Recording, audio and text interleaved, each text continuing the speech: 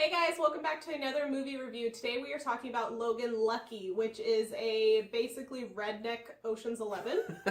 That's the best way to describe it. Yeah, which we honestly didn't have much interest in seeing this movie until a bunch of people started saying it was really good. Originally we were going to go see Hitman's Bodyguard this past weekend, but we ended up not being able to get into a screening, and then everybody was saying Logan Lucky was better, so... Yeah, and we put up a poll and everyone was like, go see this instead. And I'm glad we did. Yeah, we ended up really enjoying this movie. I thought it was a lot better than I expected it to be. Yeah, and I definitely think it's better than what I've been hearing about Hitman's Bodyguard. I can't say that for sure, but it was a really good movie. And there was a surprising amount of really famous actors.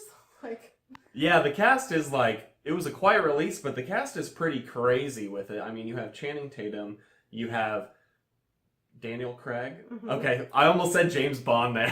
Same thing. You have James Bond, Kylo Ren, Adam Driver, and they all did really Batman's good. best friend. Yeah. I think the strongest part of this movie is actually the charm. I think it has a lot of charm, and I think that's what makes it a competent film. And it definitely has more depth than I expected from the typical redneck kind of storyline. Mm-hmm. You know, we're introduced to Channing Tatum, and he's got a daughter that he's providing for, and there's some stuff that happens with that plot. There was a lot of interpersonal storyline that went into this heist movie, which was surprising. Yeah, there's a lot of characterization, and by the end, you end up really caring for both the Logan brothers and their stories. And their sister. I really liked her, too. Yeah, Millie. She was great. And they were all hilarious. Mm-hmm. Daniel Craig, I did not think could play that kind of character, and he pulled it off really well. Yeah, I think all these performances were very different from what you'd expect for these actors. I didn't expect that out of Adam Driver either, but no. He was cracking me up with his character. And with this being a heist movie, I actually found that the plot around the heist was actually pretty unique and refreshing, which I find that heist movies can get kind of old after a while because they're all kind of the same thing. The movie theater we went to go see it at was actually showing some things before the film because they show more than just typical trailers, where it was the anatomy of a heist and the different steps you have to have for it, and every single heist movie has these steps. And this one put a good spin on them. Yeah, I think so too. Just the fact that this isn't a spoiler for the movie, it's in the trailers, that they're robbing NASCAR alone makes it a very different feeling movie. And I think the fact that they come across very simple, but throughout this movie, they kind of flip that on its head, where it's oh, these are simple people, but they're not stupid people. No. And I think that was the most fun, is that it's a very convoluted plan that comes together in the end, like any good heist movie.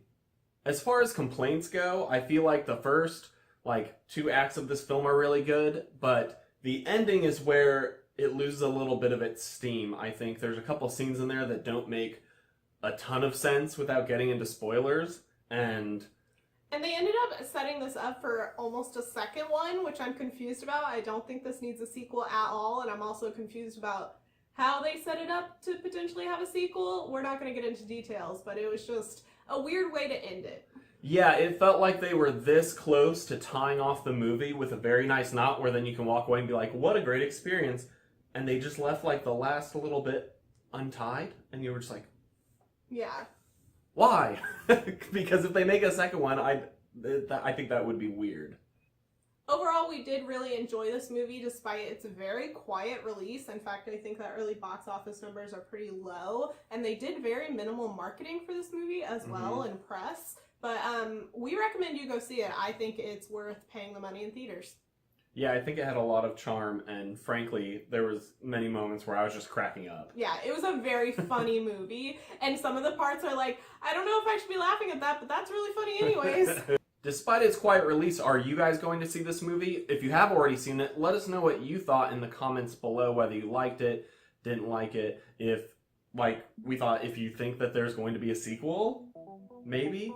As always, if you enjoyed this video, leave us a like down below and subscribe. We have a ton of movie reviews, all sorts of stuff, and if you want to check some of that out, you guys can click right over there, and we'll see you on our next video. Bye.